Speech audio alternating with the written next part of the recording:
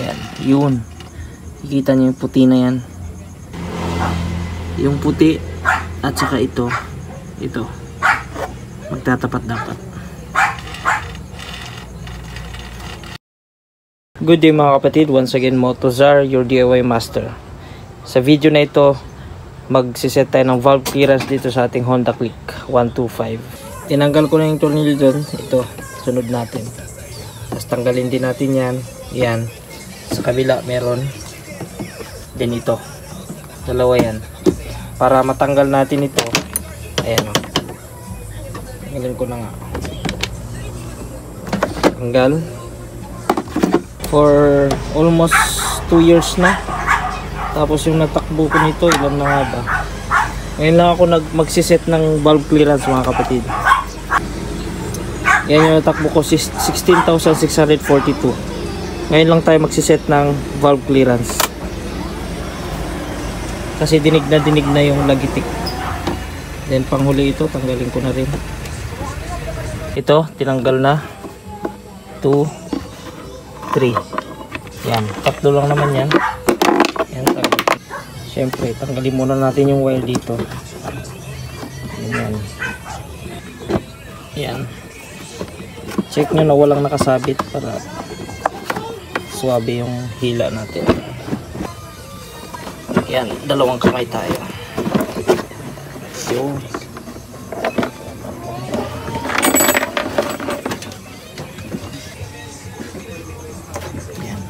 natin siya dito.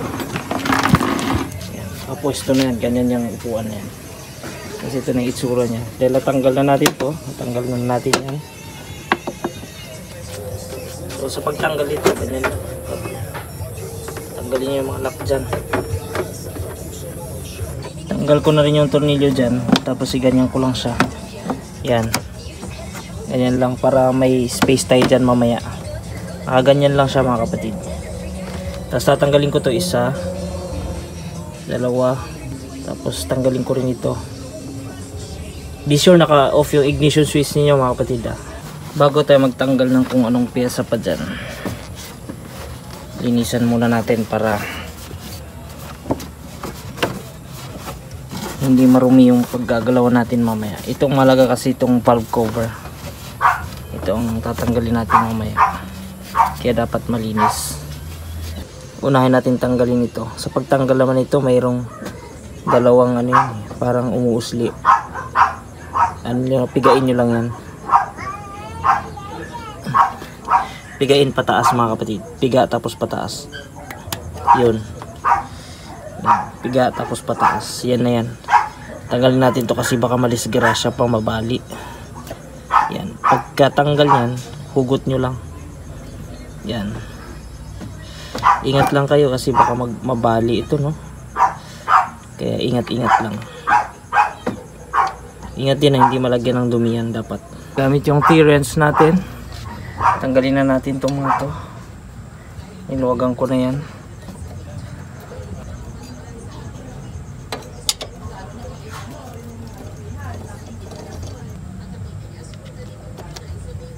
Yan, kahit huwag nyo na isali ito kasi minsan na naman na yan. So itong dalawa lang.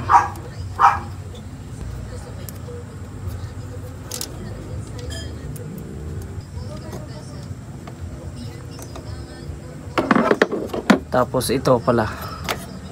Yan sa para sa breather natin. Ito yun. Yan.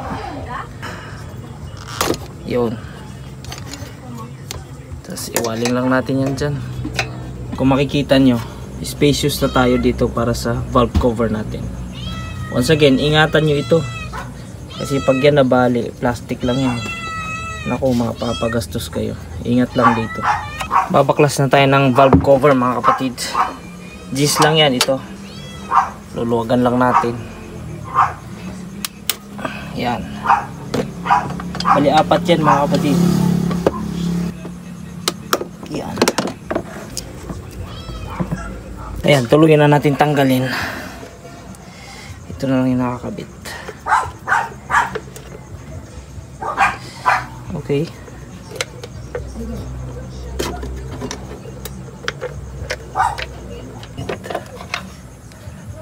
Ayan, naiwan yung gasket. Lagay ko muna siya dyan. Ito yung itsura ng cover. Binalik na natin yung gasket niya, rubber gasket. Ayan ang itsura ng ating valve, yung ating intake sa exhaust. So hindi naka top dead center yan, hindi naka timing, kaya hindi nagagalaw itong intake. So ito timing muna natin. Bubuksan natin dito sa gilid mga kapatid. Allen wrench gagamitin natin dyan, 3 tornilyo. Ang luwagan na yan, tuloy na natin tanggalin. Ito yung tornilyo na kailangan nating ma-reach out. Paikutin kasi natin yan. Gumamit tayo ng 22 na socket. Then ikutin natin counterclockwise. Hanapin natin yung timing mark. Ikutin natin. Hanggang sa makita natin yung timing mark.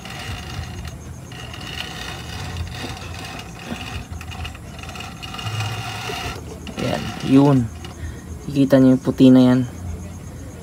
Yung puti na yun, itatapat lang natin dito sa gitna. Ito yung timing mark nya. So pag titingnan natin dito, dapat magtapat yan. Yung puti at saka ito magtatapat dapat.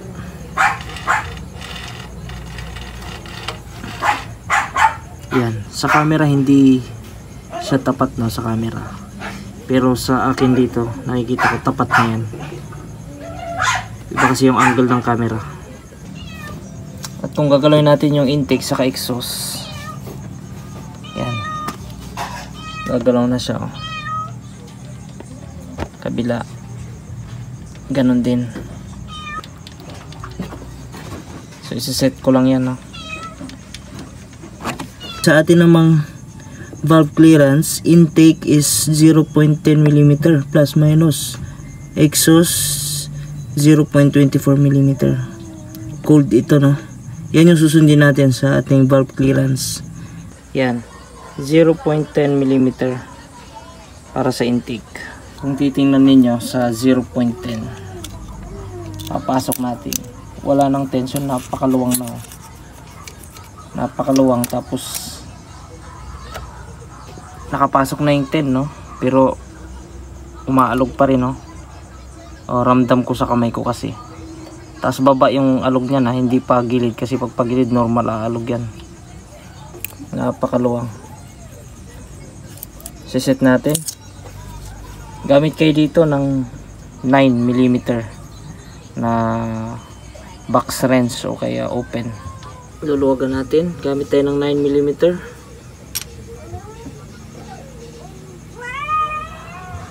Okay. Yan. Kamay lang gamitin ko dyan. Kasi bago pa naman yung makina natin, eh. Medyo mahirap lang ito. Kasi nagbibideo ako, eh. Yan. So kamay lang panghigpit ko dyan.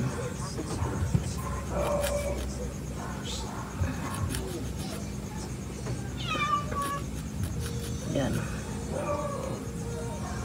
Okay. May tension na yan. Hindi naman yung sobrang higpit, no. Tama lang.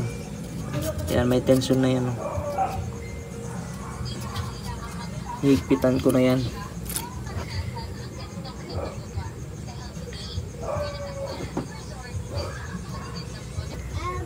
Pangontra natin long nose.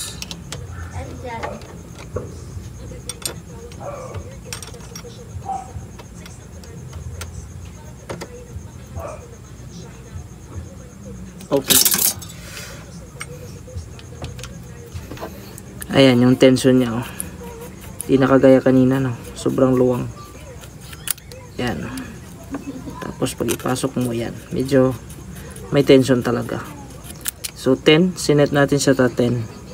Yan mga kapatid, dahil sa baba, ang specification natin dun is 0.24 mm. Ang iset lang natin is 0.23. Safe naman yan kasi sabi doon sa manual natin, plus minus 2. So pwedeng 22 ang pinakamababa, pwede ring 26 ang pinakamataas. Paksok ko lang. Alright mga kapatid, at this point in time 0.23 pinilit ko lang, napakahigpit pa, pero di ko na siya babaguhin kasi stock naman yan eh. So yung exhaust natin hindi ko na isi-set mga kapatid kasi yung 23 pumasok siya pero hirap na ako. So actually ito lang talaga na set natin, ito lang ang lumuwang sa intake. Ito yung naramdaman kong ingay na yun. Intake sa exhaust still nasa 22 eh, kasi pinasok ko yung 20, pasok na pasok yung 20 pero maluwang. Itong 23 naman pumasok pero hirap na hirap. So nasa 22 nga yung set niyan, wala kasing 22 dito sa filler gauge ko. So hindi ko na babaguhin yung exhaust, so ganun lang no, intake lang binago natin. Tapos ibalik na natin kasi sa pag-set naman dyan kung paano tayo nagluwang at higpit dito sa intake kanina, ganun lang din ang gagawin niyo sa exhaust. Bastang malaga dyan mga kapatid, naka-timing no, yung timing mark tumuro dito sa timing mark dito sa ating rocker arm, yung sa timing chain, sa puno ng timing chain, saka dito sa rocker arm natin yung timing mark nila. Ngayon naman ibabalik na natin itong valve cover, kung ano yung proseso ng pagbaklas, ganun lang din natin siya ibabalik.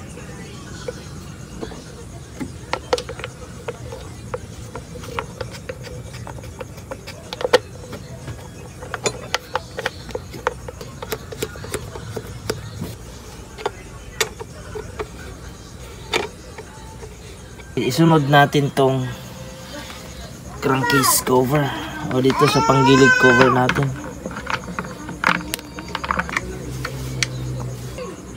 Okay, then isusunod natin tong tinanggal natin na bracket.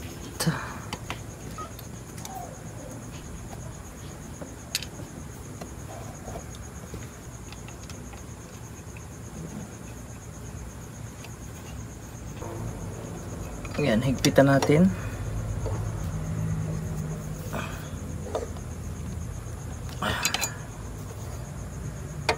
Higpit sa kabila.